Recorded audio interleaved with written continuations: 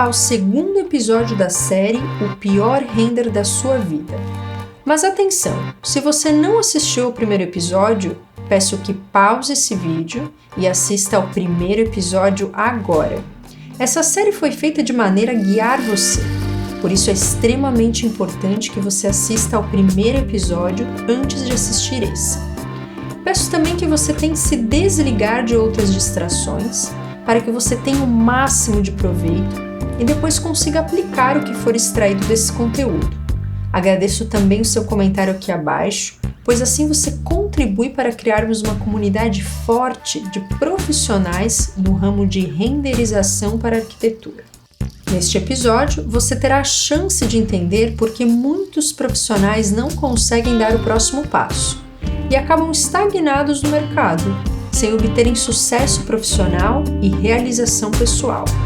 Vai entender como algumas mudanças simples fazem você enxergar diferente, faz você conseguir entender como as coisas funcionam e qual direção deve tomar rumo às suas próximas conquistas.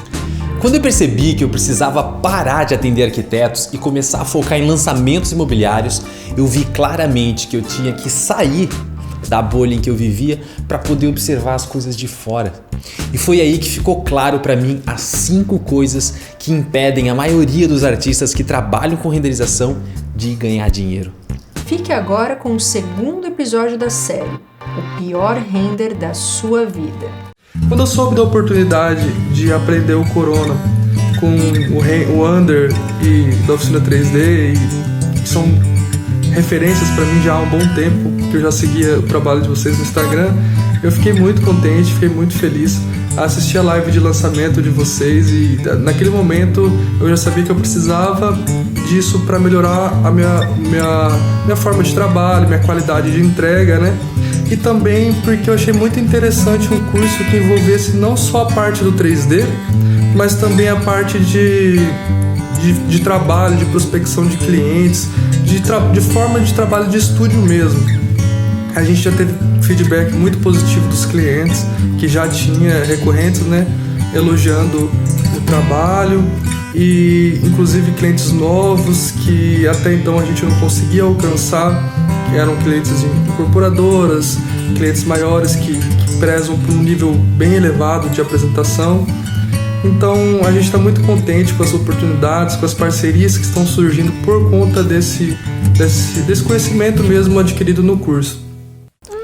Quando eu percebi que eu precisava parar de atender arquitetos e começar a focar em lançamentos imobiliários, eu vi claramente que eu teria que sair da bolha que eu vivia para poder observar as coisas de fora. E foi aí que ficou claro para mim as 5 coisas que impedem a maioria dos artistas que trabalham com renderização de realmente ganhar dinheiro. E o número 1 delas é dar mais ouvidos aos outros artistas 3D do que aos seus clientes. Gente, sério mesmo. Só quem está interessado se você usou uma textura pronta ou se você foi lá e fotografou ela, a sua própria textura, é outro artista 3D. E olha, eles não te pagam. Eu não estou dizendo que você não pode participar de fóruns, aprender muito com a experiência dos outros artistas. É claro que você pode e deve fazer isso. Aprenda com eles, mas faça um bom filtro, tá? A segunda coisa que as pessoas às vezes tomam como desculpa, eu moro numa cidade muito pequena. Gente, o mundo é muito maior do que a sua cidade. Eu sou de Blumenau e quando eu comecei a fazer 3D para lançamentos imobiliários, ninguém aqui na cidade queria pagar pelos meus 3D. Eu podia ter desistido ou podia ter baixado o meu preço, mas isso não me deixaria realizado nem me traria independência financeira. Então o que eu fiz foi atacar o mercado de cidades maiores e hoje eu continuo fazendo isso e tudo pela internet. Então, não deixe a cidade que você vive e as pessoas da sua cidade controlarem o teu futuro. A terceira coisa que eu escuto é: olha, o meu 3D é ruim porque meu computador é ruim. Gente, se você tem um computador ruim, não é motivo para você não dar o primeiro passo. Não é motivo para você ter um 3D ruim. Ter um computador ruim talvez seja motivo para você não conseguir fazer uma cena gigantesca como a de um condomínio. Mas com um computador, com uma configuração mínima, você consegue chegar na mesma qualidade que um mega computador. Apenas é mais demorado. Eu vou te explicar. Se quando você fizer um 3D, fizer de um quarto pequeno, uma sala, um canto de uma sala que seja, só um sofá e um tapete, esse render vai ficar lindo se você usar a técnica certa. O computador é um limitante do tamanho de polígonos na sua cena, nada mais. Eu tenho imagens que eu fiz em 2004 usando um computador com um núcleo e provavelmente menos de 1 GB de RAM e com certeza menos de 1 GB de vídeo. E eu considero que são fotorrealistas. Então comece com cenas pequenas, mas faça cenas pequenas lindas. Depois você vai conseguir se capitalizar para investir num computador melhor. É melhor você ter um computador ruim, porém saber utilizar ele com a técnica certa, e depois sim você vai poder se capitalizar para comprar 1, 2, 10 computadores, do que ter um baita de um computador e usar a técnica errada. A quarta coisa que eu escuto muito como desculpa é o mercado prostituído. Gente, eu sei que é difícil lidar com concorrentes que cobram muito abaixo do seu valor. Eu sei como é, eu odeio isso, eu odeio gente que não valoriza o nosso mercado. Acontece que você não pode depender dos outros para ter sucesso. Quando alguém me diz, mas tá difícil porque fulano tá cobrando a metade do valor. Sabe o que eu digo? Tem gente que faz de graça. Sim, tem gente que faz de graça. Eu quero que você se faça uma pergunta. O teu portfólio é o dobro de melhor? Ou seja, o mais importante que isso, ele gera o dobro de resultado do que o portfólio de alguém que está cobrando a metade do que você? Talvez sim, talvez não, mas mesmo que você ache que sim, seu portfólio é o dobro, é 3 vezes melhor. Você acredita nisso com toda a força. Daí eu vou te contar outra coisa. Não importa o que você acha. O que importa é se o seu cliente vê isso. Importa se o seu cliente entende e percebe que contratando você, ele vai ter o dobro de resultado em vendas. É só isso que importa. Se ele entende e vê claramente que te contratando, ele vai vender mais rápido e com mais valor agregado. O que importa é a maneira que o seu cliente vê o seu portfólio e não a maneira que você, seus amigos ou sua família vê o seu portfólio. Isso realmente não importa, tá? E a quinta coisa que eu escuto muito é tipo, eu não tenho tempo para me dedicar. E eu não culpo as pessoas por pensarem assim, mas gente, ninguém tem tempo. É tudo questão de prioridade. Se suas prioridades forem aprender a melhorar suas renderizações, você com certeza vai conseguir tempo. Pensa no seguinte, imagine aquele dia lotado, aquele dia que você não tem tempo nem de ir no banheiro, de tão ocupado que você tá. E de repente te ligam para dizer que você ganhou na Mega Sena. Mas para ganhar o prêmio você precisa tirar um tempo para ir até numa agência da Caixa Econômica, abrir uma conta e sei lá, lidar com o dinheiro, transferir o dinheiro. Eu tenho certeza que você arranjaria tempo para isso. Sabe por quê? Porque seria a sua prioridade. A gente às vezes não tira tempo para as coisas importantes, coisas que mudariam as nossas vidas. Se for para pensar que eu ganho todo ano na Mega Sena, levando em conta o meu faturamento, eu posso dizer que se eu não tivesse dedicado tempo a fazer o que era preciso para chegar onde eu cheguei, eu estaria negligenciando todo ano uma ligação milionária. Então, quando ficou claro para mim essas 5 coisas que eu acabei de falar, aconteceu em mim a grande mudança. Eu percebi 3 coisas super importantes. A primeira delas é a maneira certa de falar e se comunicar. Então, uma coisa muito importante que eu saquei depois de sair da minha bolha é que eu não podia mais falar em render. Você tá se perguntando, como assim, né? Render. A gente trabalha com render, tem que falar render. Mas não, sabe quem é que fala render? Pessoas que fazem render e arquitetos. Não clientes que queiram te contratar para fazer o tipo de trabalho que você quer ser contratado, por exemplo, agências, construtoras, imobiliárias. Esses dificilmente falam a palavra render. Só fala render quem é muito do meio. Caso contrário, eles chamam render de fotos, plantas, perspectivas. Sim, a linguagem é outra.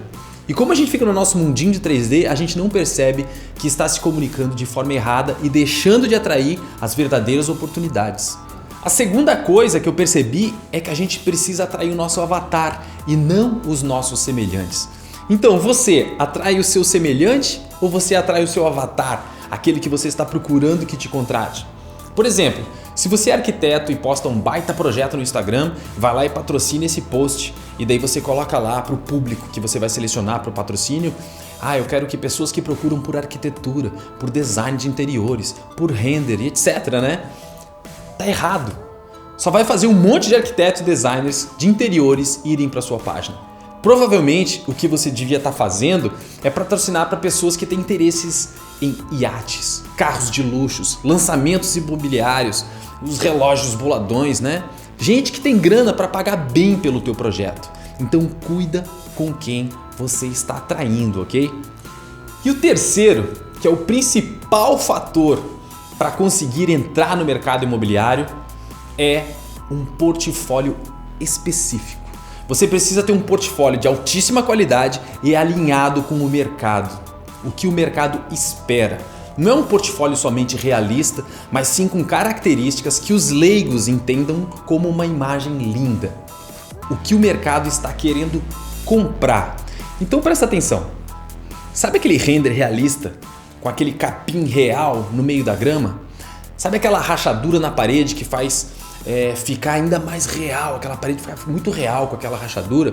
Ou aquela mancha de água no piso que também em teoria faz tudo ficar mais real? Sabe aquela suíte lindona com aquela cama toda revirada, com vários lençóis, tudo amassadinho, com travesseiros jogados como se alguém tivesse acabado de levantar da cama?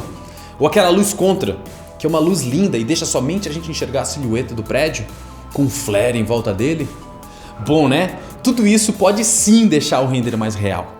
Mas eu vou te falar uma coisa, ninguém quer saber disso. Na verdade, os clientes do nicho de lançamentos imobiliários odeiam isso. Então, se você quer entrar nesse mercado, não faça isso. E eu sei que é contraintuitivo, porque a gente sempre aprende que para deixar mais realista, a gente precisa colocar esses defeitos, dessas coisas, de um pouco de caos na cena, certo? Sim, é o que nos ensinam por aí. Mas depois de 20 anos trabalhando com isso, eu posso te dizer com todas as palavras, não faça isso. Você nunca vai conseguir atingir o próximo passo de clientes, aqueles que te pagam bem, aqueles que valorizam o teu trabalho, se você fizer essas coisas. Eu e minha equipe já lançamos mais de 1000 empreendimentos durante toda a história do estúdio, né? A gente entrega cerca de 2000 imagens todo ano para o mercado. E se tem uma coisa que eu aprendi não coloque aquele bloco com a cama desarrumada. Não coloque capim no meio da grama. Não coloque manchas de sujeira na parede, tá? Quem te contrata nesse mercado de lançamento imobiliário tem outro olhar sobre a parada. E, gente, no próximo episódio eu vou te falar sobre como você pode atingir a qualidade necessária e construir o portfólio específico e certeiro para começar a atuar no mercado mais lucrativo que existe no ramo de renderização.